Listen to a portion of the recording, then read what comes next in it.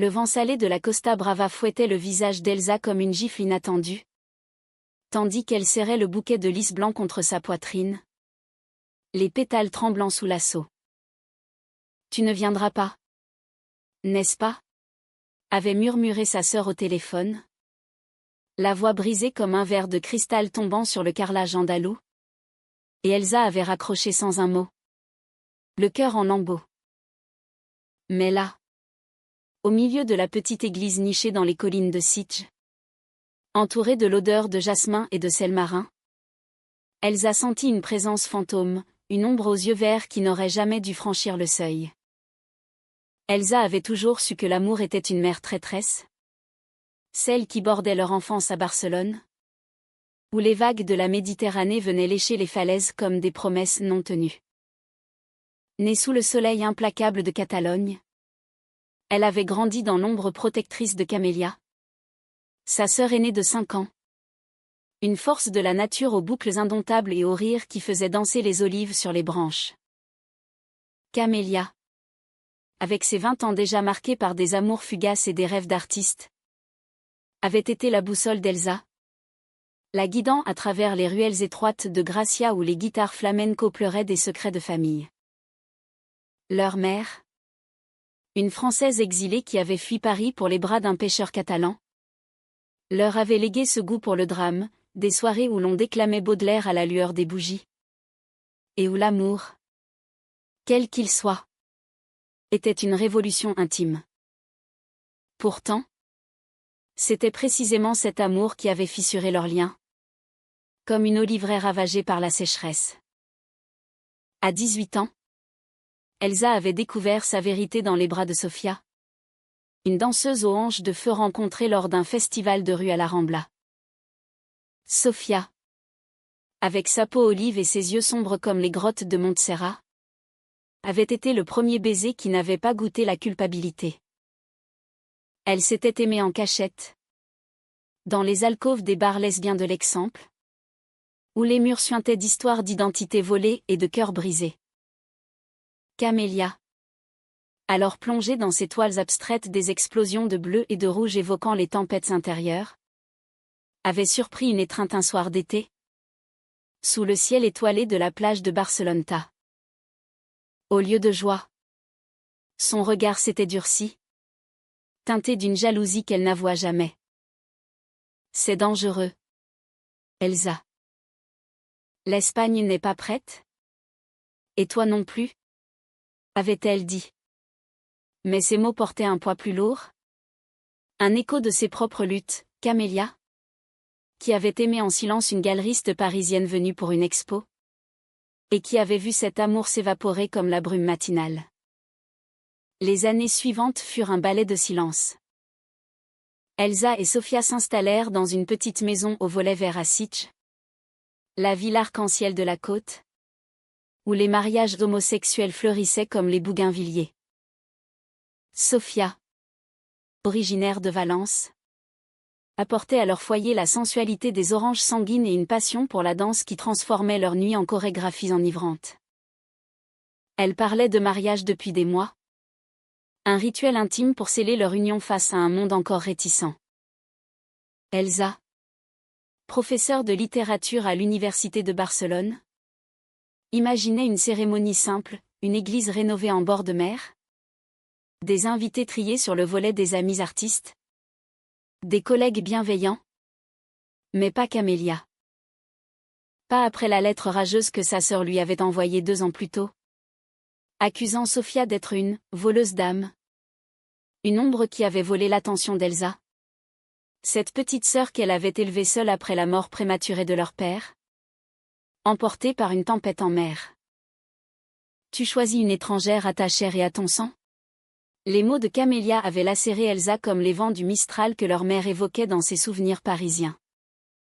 Depuis, les appels étaient rares, les visites inexistantes. Elsa avait effacé le numéro de sa sœur de son téléphone, mais pas de son cœur. Sofia, sentant la faille, avait insisté, invitons-la. Le pardon est une danse à 2. Mais Elsa avait secoué la tête, les larmes aux yeux. Elle ne comprendrait pas. Elle ne m'a jamais comprise. Et ainsi, les cartons d'invitation partirent sans le nom de Camélia. Un vide béant dans la liste. Comme une note manquante dans une symphonie de Ravel. Le jour du mariage approchait. Et Sitch s'habillait de blanc et d'azur. Elsa, dans sa robe de soie légère inspirée des mantilles castillanes, répétait ses vœux devant le miroir de leur chambre. « Je t'aime comme la mer aime le rivage. » Avec violence et tendresse éternelle, murmurait-elle, imaginant la voix de Sophia répondant en écho. Mais au fond d'elle, une tempête couvait, des rêves où Camélia surgissait, les bras tendus, suppliant un pardon qu'Elsa refusait de donner. La veille, en marchant sur la plage, elle avait trouvé une conque polie par les vagues, et l'avait pressée contre son oreille. Au lieu du bruit de l'océan, elle avait entendu la voix de sa sœur, « Reviens-moi, petite sœur. » Ce matin-là, l'église de Sante Barthomeo bruissait d'excitation. Les invités. Une mosaïque d'âmes libres des poètes barbus. Des sculptrices aux tatouages floraux. Des couples enlacés. S'installaient sur les bancs de bois patinés par le sel. Sophia, radieuse dans son tailleur pantalon taillé sur mesure, ajustait sa cravate avec un sourire complice. Prête à danser pour l'éternité, demanda-t-elle à Elsa, qui hocha la tête, le cœur battant la chamade. Le prêtre, un homme progressiste aux lunettes rondes, attendait près de l'autel orné de roses sauvages. L'orgue entonna une mélodie de forêt, et Elsa s'avança, le voile flottant comme un voile de brume. Mais au milieu de l'allée, son regard accrocha une silhouette au fond de l'église, une femme aux cheveux châtains relevés en chignon strict, vêtue d'un tailleur bleu marine austère, lunettes sur le nez, un carnet à la main comme une chroniqueuse anonyme. Quelque chose dans sa posture, une courbe d'épaule familière. Un tic nerveux au coin de la bouche fit vaciller Elsa. Non. Impossible. Camélia était à des kilomètres. À Madrid peut-être. Peignant sa solitude dans un atelier exigu. Pourtant, alors que la femme levait les yeux, leurs regards se croisèrent, et un frisson remonta l'échine d'Elsa. Était-ce le fantôme de leur passé? Ou le destin jouant les farceurs? La cérémonie commença, les vœux s'entremêlant comme des vagues. Sophia jura fidélité, dans les tempêtes et les bonasses. Et Elsa répondit d'une voix chevrotante, les yeux rivés sur l'inconnu qui prenait des notes avec une ferveur suspecte. Pendant l'échange des alliances, un murmure courut, qui est cette journaliste? Elle semble si impliquée. Elsa ignora le doute, se concentrant sur la main chaude de Sophia dans la sienne. Mais au moment du baiser, ce baiser scellant leur union sous les applaudissements, l'inconnu se leva d'un bond, renversant son siège dans un craquement sec. « Attendez » cria-t-elle d'une voix rauque. Et le masque tomba, les lunettes glissèrent, révélant des yeux verts perçants, identiques à ceux d'Elsa. Camélia.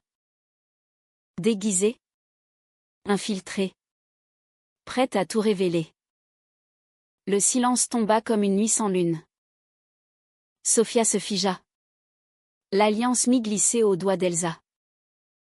Les invités retinrent leur souffle. Et Elsa sentit le monde basculer. « Qu'est-ce que tu fais ici » siffla-t-elle. Le visage blême. Camélia. Les joues rougissantes sous le fond de teint mal appliqué. Avança d'un pas. Son tailleur froissé comme son âme. Je suis venue pour la vérité. Elsa. Pour nous. Tu m'as effacé de ta vie. Mais je refuse d'être un fantôme. Les mots planèrent. Lourds de non-dits, Les nuits où Camélia avait veillé sur une Elsa en pleurs après un coming out raté. Les lettres non envoyées remplies de regrets. Et ce secret enfoui depuis des années, l'amour que Camélia avait ressenti. Non pour Sophia, mais pour Elsa elle-même. Une flamme incestueuse qu'elle avait étouffée dans les abysses de la culpabilité. Sophia, reprenant ses esprits, posa une main protectrice sur l'épaule d'Elsa. Sortons là. Ce n'est pas le moment. Mais Camélia secoua la tête, les larmes coulant maintenant librement, striant son maquillage. Non. Le moment est venu depuis longtemps. Elsa, souviens-toi de la plage? Cette nuit où tu m'as dit que l'amour n'avait pas de genre? Seulement un cœur. J'ai menti en te protégeant, j'avais peur de mon propre cœur. L'église devint un théâtre, murmures outrés, regards compatissants. Et au centre, 3 femmes liées par des fils invisibles de sang et de désir. Elsa, déchirée, sentit la mer intérieure monter en elle, prête à engloutir tout.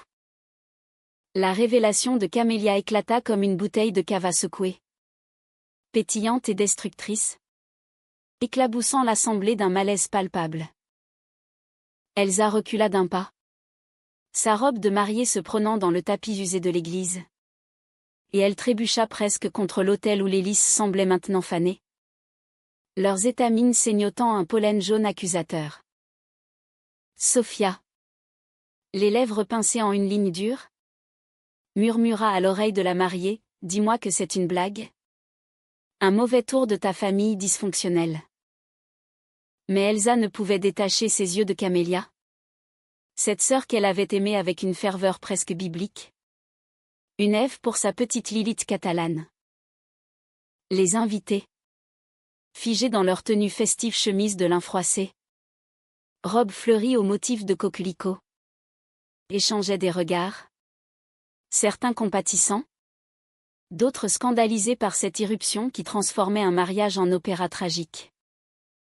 Camélia, le souffle court, ôta définitivement son déguisement, le chignon se défit en cascade châtain. Et elle arracha les lunettes factices d'un geste théâtral.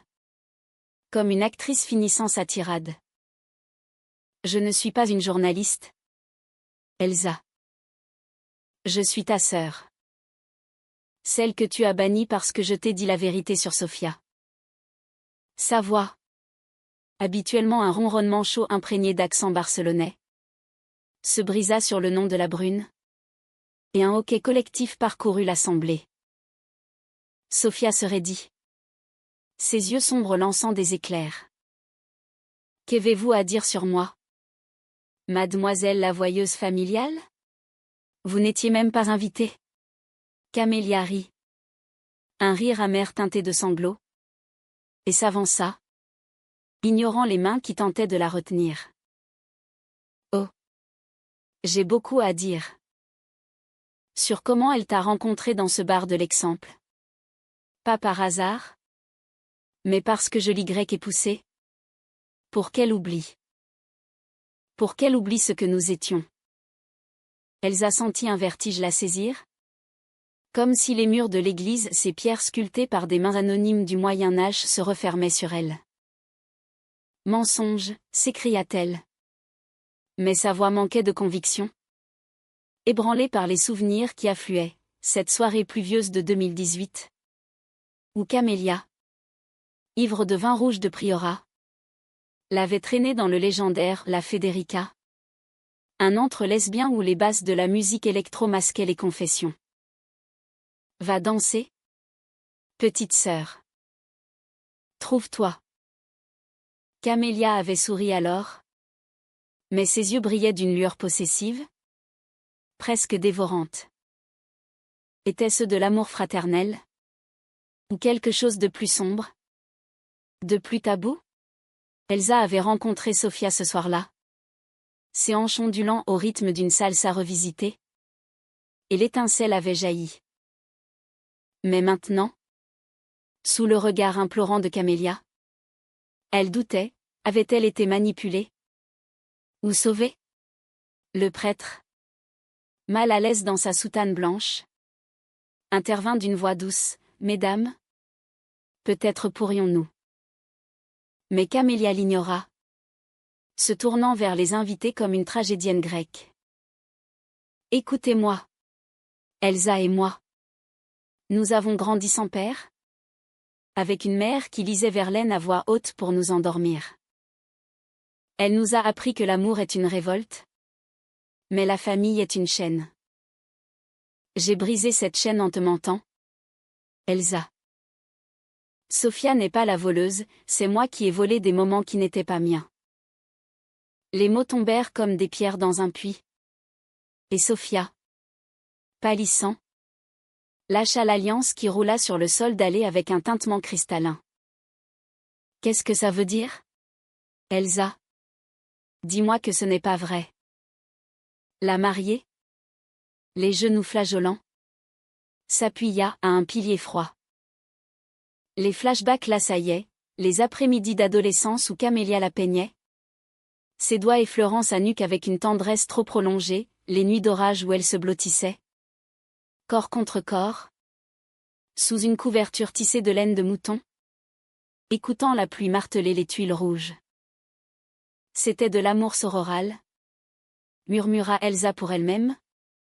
Mais le doute s'insinuait, venimeux comme le buis toxique des collines environnantes. Camélia, voyant la fissure, s'approcha, tendant une main tremblante. Souviens-toi de la grotte de Begur? Cet été-là. Tu m'as dit, Camélia, si j'aimais une femme, tu serais la première à le savoir. Et je l'ai su. Parce que j'espérais que ce serait moi. Un silence de mort s'abattit. Inceste? Non. Pas tout à fait un amour platonique dévié. Une possessivité mal interprétée. Mais dans l'air chargé de l'église, cela sonnait comme une trahison absolue. Sophia, les larmes aux yeux, recula. Tu l'as aimé? Comme ça? Sa voix, d'habitude un miel valencien, se fit acide. Camélia hocha la tête. Brisée. Pas comme tu l'aimes. Non. Mais assez pour haïr quiconque te la prenne. J'ai saboté tes relations avant Sophia. Par jalousie. J'ai envoyé ces lettres anonymes à ton ex. J'ai inventé des rumeurs. Et pour toi, Sophia, j'ai fouillé ton passé, oui. J'ai appris pour ton aventure à Madrid. Cette galeriste qui t'a brisé. Je voulais te discréditer. Te faire passer pour instable. La révélation frappa comme un coup de Mistral. Sophia avait confié ce secret à Elsa une nuit d'hiver, jurant que c'était du passé. Mais Camélia l'avait su. Avait utilisé cette faille pour empoisonner leur idylle. Elsa, le monde chavirant, se tourna vers sa sœur. Pourquoi? Pour me garder à toi. Comme une poupée dans ta tour d'ivoire? Camélia s'effondra à genoux, les mains jointes comme en prière. Parce que sans toi, je suis vide. Notre mère est morte en nous léguant ce vide. Et j'ai cru que l'amour fraternel pouvait le combler. Pardonne-moi. Où est moi? Mais ne m'efface pas aujourd'hui. Les invités, partagés entre empathie et choc, commençaient à murmurer, certains se levaient pour partir. D'autres restaient, captivés par ce drame qui surpassait toute fiction de Zola ou de Gide. Sophia, le cœur en miettes, arracha sa cravate. C'est fini. Je ne peux pas épouser une femme dont la sœur est obsédée. Elsa, choisis. Le choix, un amour pur mais entaché de mensonges, ou une sœur repentante dans la poussière sacrée. Elsa, Les lèvres tremblantes, regarda la mer au-delà des vitraux, où les vagues indifférentes continuaient leur danse éternelle. Sortons tous, dit-elle enfin, d'une voix qui n'était plus la sienne. La noce devint exode, vers la terrasse ensoleillée où le crépuscule peignait le ciel en sanguine. Dehors, l'air salin apaisa les âmes en feu. Sophia s'éloigna vers la plage, silhouette solitaire contre l'horizon, tandis que les invités, maladroits, offraient des verres de sangria pour noyer l'embarras. Elsa et Camélia restèrent face à face, le vent jouant dans leurs cheveux comme un fantôme complice. « Explique-toi. » « Vraiment ?» implora Elsa. Et Camélia obéit. Déroulant le fil de ses tourments, l'enfance volée, la peur de la perte, l'amour déformé par la solitude. « Je ne t'ai jamais désiré charnellement. Elsa. » C'était une dépendance? Un écho de ce que maman nous a appris, l'amour est exclusif? Vorace. J'ai trahi parce que j'avais peur de te perdre à la vie. Pas à un lit. Mais Sophia revenait. Les yeux rougis. Une alliance à la main. J'ai fouillé ton téléphone. Elsa. Des messages d'elle. Des non-dits. Et toi? Camélia. Tu as menti sur mon passé? Pourquoi? Pour la garder en cage? Le triangle se resserrait. Accusations fusant comme des flèches. Elsa, au bord des larmes, sentit la trahison double, celle de sa sœur et celle de son propre aveuglement. La nuit tombait, enveloppant Sitch d'un manteau étoilé, et le mariage inachevé devenait une veillée funèbre pour des illusions perdues. Pourtant, dans ce chaos, une étincelle humaniste persistait. Camélia, se relevant, tendit une toile roulée qu'elle avait cachée sous son tailleur, un portrait d'Elsa et Sophia enlacés sur la plage, peint avec une tendresse infinie. C'est mon cadeau. Mon adieu. Si tu veux. Mais sache que je pars pour de bon. À Paris.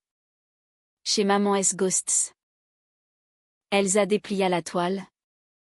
Émerveillée par les nuances, le bleu de la mer, le rouge des lèvres de Sophia. Le pardon n'était pas encore là. Mais une brèche s'ouvrait, comme une aube sur la Costa Brava. La terrasse surplombant la mer devint un confessionnal improvisé, où les vagues en contrebas chantaient un requiem pour l'innocence perdue. Elsa, encore enveloppée dans sa robe de mariée qui collait à sa peau moite, s'assit sur un banc de pierre tiède, la toile de Camélia posée à ses pieds comme un talisman fragile. Sophia, à quelques pas, fumait une cigarette rare, un vice hérité de ses jours de danseuse tourmentée, exhalant des volutes qui dansaient avec la brise marine, ses yeux sombres scrutant l'horizon comme si les réponses y flottaient. Les invités, dispersés en grappes discrètes, feignaient des conversations légères sur le vin de Tarragona ou les fêtes de la Mercey. Mais leurs regards revenaient inlassablement au trio, les sœurs en lambeaux et l'amante blessée. Figure d'une fresque moderne inspirée des passions de George Sand. Camélia, adossée à une rambarde rouillée, laissait les larmes tracer des rivières sur ses joues démaquillées. Je n'ai jamais voulu ça. Elsa. Ce déguisement ridicule, une idée folle née d'un verre de trop dans mon atelier. J'ai vu l'annonce du mariage dans un journal local. Une photo de vous deux, radieuse, et quelque chose en moi s'est brisé. Pas de jalousie charnelle. Je le jure sur la mémoire de papa. Mais de terreur. Terreur d'être seule. D'être l'écho d'une famille que nous avons construite à deux contre le monde.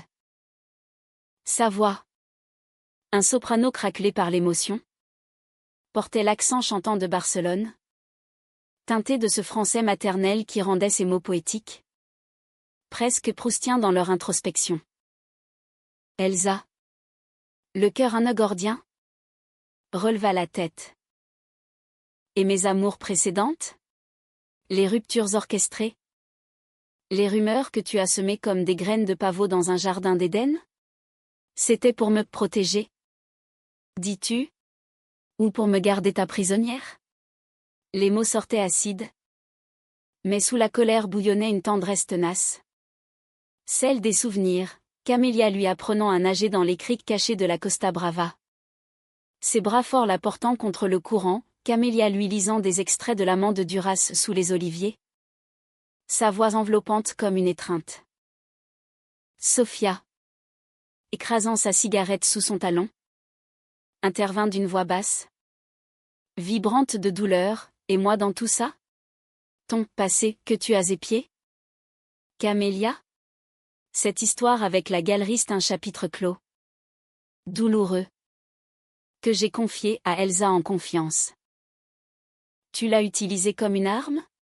Pour me faire passer pour une infidèle? Camélia baissa les yeux. Ses boucles châtaines masquant son visage comme un voile de pénitence. Oui. J'ai engagé un détective privé. Un vieil ami de l'école des beaux-arts. Pas par malice pure, mais par désespoir. J'ai lu ses mails, vu ses photos, et j'ai voulu te salir aux yeux d'Elsa. Parce que si elle te quittait, elle reviendrait vers moi. Vers nous. Le aveu plana, lourd comme l'humidité du soir, et Sophia se leva d'un bond, son tailleur froissé accentuant sa silhouette anguleuse. Mon Dieu! Quelle trahison! Elsa! Comment as-tu pu laisser cette toxique dans ta vie?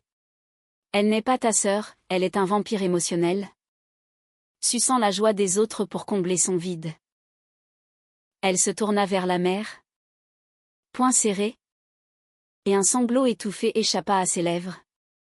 Un son primal qui évoquait les complaintes des veuves dans les villages andalous. Elsa, déchirée, se leva à son tour, posant une main hésitante sur l'épaule de Sophia. Attends. Elle est ma sœur. Ma seule famille. Et toi? Mon amour. Tu sais ce que c'est que les secrets ton propre passé? Que tu m'as caché des mois avant de me le confier. Sophia pivota. Les yeux flamboyants. C'est différent. J'ai trahi par omission. Pas par sabotage. Et maintenant? Ce mariage notre jour ruiné par son entrée théâtrale. Je ne peux pas. Elsa. Pas comme ça. Elle s'éloigna de quelques pas. Vers le bord de la terrasse où les lumières de Sitges scintillaient comme des lucioles affolées. Et Elsa sentit le gouffre s'élargir, d'un côté. La flamme vive de Sophia. Danseuse d'âme, de l'autre. Le foyer ancestral de Camélia. Imprégné de sel et de regret. Camélia. Sentant le sol se dérober. S'agenouilla près de la toile. Regardez-la. Sophia. Ce portrait. Je l'ai peint pendant des nuits entières. En écoutant du Debussy sur un vieux gramophone. Vos rires. Vos regards croisés, c'est de l'amour pur que j'ai capturé. Pas de la haine. J'ai compris. Trop tard. Que mon amour pour Elsa n'était pas possessif. Mais sacrificiel. Laisse-moi réparer. Laisse-moi partir. Mais pas sans un pardon. Elle déplia un autre rouleau, une lettre manuscrite. Cachetée d'un seau de cire représentant une olive brisée. Elsa la prit. Les doigts tremblants. Et lut à voix haute les premières lignes, ma chère Elsa. Depuis le jour où tu as ouvert les yeux sur ce monde catalan. Tu as été ma lumière. J'ai erré dans l'ombre. Craignant que mon éclat ne t'éclipse. Pardonne cette sœur égarée qui a confondu amour et chaîne. Les mots. Écrits d'une encre noire comme la nuit méditerranéenne. Touchèrent une corde profonde en Sophia. Elle s'approcha, lisant par-dessus l'épaule d'Elsa. Et une larme tomba sur le papier, estompant l'encre. C'est beau. Tragique. Mais beau. Comme un roman de Marguerite Yourcenar. Le vent charria un parfum de jasmin. Et pour un instant, le trio forma un tableau vivant, 3 femmes liées par la douleur, mais aussi par une humanité fragile. Elsa, posant la lettre, attira Camélia contre elle. Un geste instinctif de réconfort. Tu pars. Alors? Pour Paris? Camélia hocha la tête, les sanglots secoués. Oui. Pour guérir. Pour te laisser voler librement. Mais promets-moi de danser ce soir? Avec elle.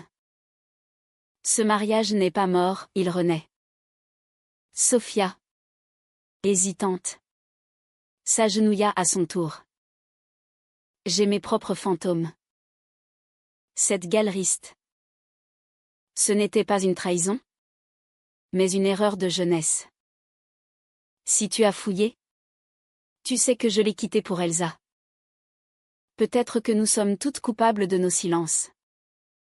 Les 3 mains se joignirent. Un cercle précaire sous les étoiles naissantes. Les invités, sentant le vent tourner, revinrent avec des plateaux de tapas et de cava, transformant la crise en communion. Rires timides fusèrent.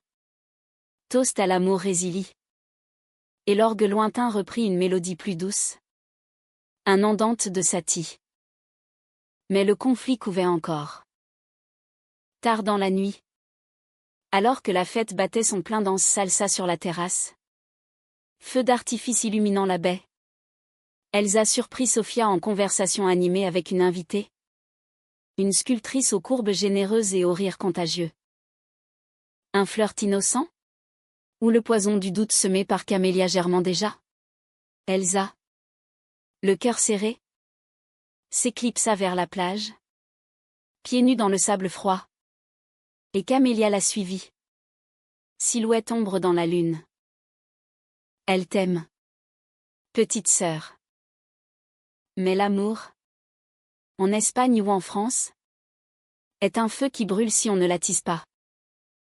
Elles s'assirent, les vagues léchant leurs orteils, et parlèrent jusqu'à l'aube de leur mère, partie trop tôt d'un cancer foudroyant, emportant ses secrets parisiens de leur père, dont le bateau avait sombré avec ses rêves de pêche, de cet amour sororal qui, déformé, avait failli les noyer.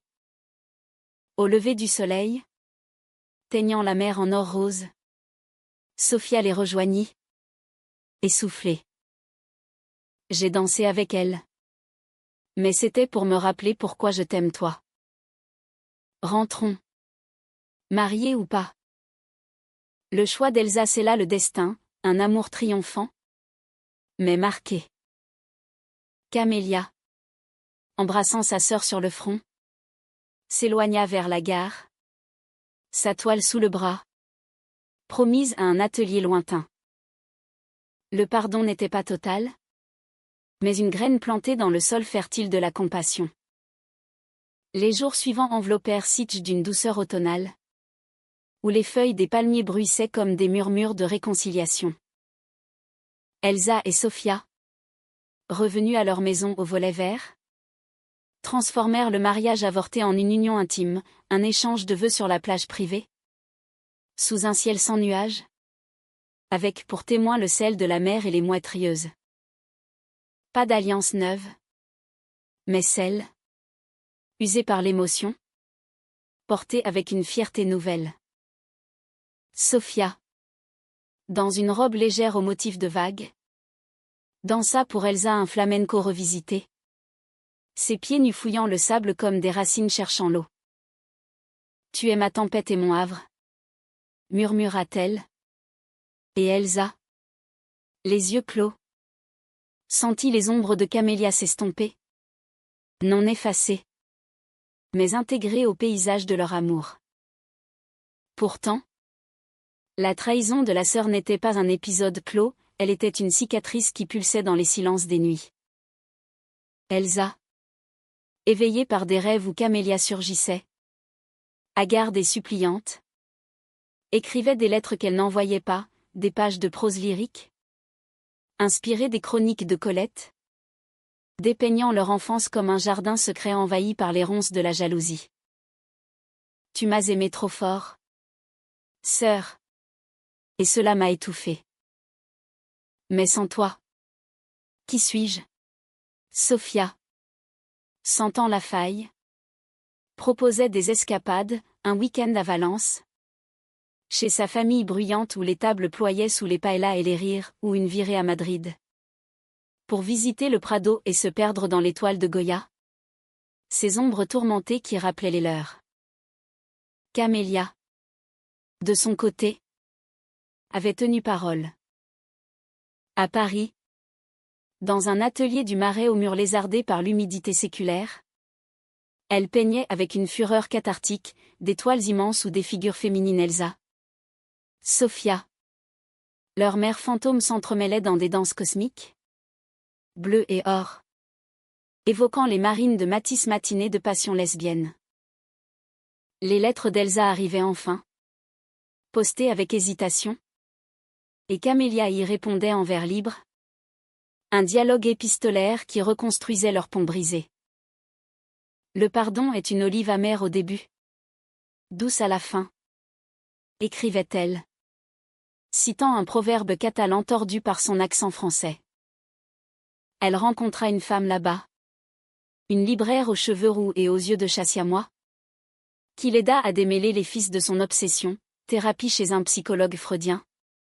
Promenade le long de la Seine où elle jetait des cailloux symboliques dans l'eau, libérant les fantômes. Le climax survint 6 mois plus tard, lors d'une exposition à Barcelone. Camélia, invitée par une galerie de l'El Raval, exposa sa série « Ombre méditerranéenne » et Elsa, accompagnée de Sophia, franchit le seuil du lieu, le cœur battant comme un tambour de fête foraine. La salle bruissait d'artistes et de critiques, l'air chargé d'odeurs de vernis frais et de café noir. Au centre, la toile monumentale, Elsa et Sophia enlacées. Mais cette fois, une troisième silhouette en transparence, Camélia elle-même, s'effaçant gracieusement vers l'horizon. C'est mon adieu visuel? Murmura-t-elle en les voyant, les yeux brillants. Sophia, émue, serra la main de Camélia pour la première fois sans rancune. C'est magnifique. Tragique. Mais guérisseur. Le vernissage devint célébration, toast au cava rosé. Discussion enflammée sur l'amour queer dans l'art contemporain. Et une danse improvisée où les 3 femmes, pour la première fois, tournoyèrent ensemble au rythme d'un air de Piazzolla. Elsa, au milieu, sentit les conflits se dissoudre comme du sucre dans l'eau salée. La trahison de Camélia n'était plus une chaîne, mais une leçon d'humanité. L'amour de Sophia, renforcé par l'épreuve, brillait d'une lumière plus pure. Nous sommes toutes des survivantes de mères intérieures, dit-elle, et ses compagnes hochèrent la tête, complices. La fin, humaniste et nuancée, ne fut ni triomphe absolu ni abîme. Camélia resta à Paris, tissant de nouveaux liens avec sa libraire. Mais les visites devinrent rituel Noël à Sitges, été à Begur, où les sœurs marchaient pieds nus, parlant de tout et de rien. Le passé un écho distant. Elsa et Sophia adoptèrent un chat errant, prénommé Mistral en hommage au vent traître, et écrivirent ensemble un recueil de poèmes, Mariage en sol mineur, une ode à l'amour lesbien traversé par les tempêtes familiales. Dans les ruelles de Barcelone, sous les balcons fleuris, leur histoire devint légende chuchotée, celle de 2 sœurs qui, après la révélation déguisée, choisirent non la haine, mais la grâce. Et ainsi, sous le soleil impitoyable de l'Espagne, l'amour fraternel, romantique, tourmenté fleurit comme un bougainvillier accroché à la falaise, résistant au vent, offrant ses pétales violets à un monde encore en apprentissage.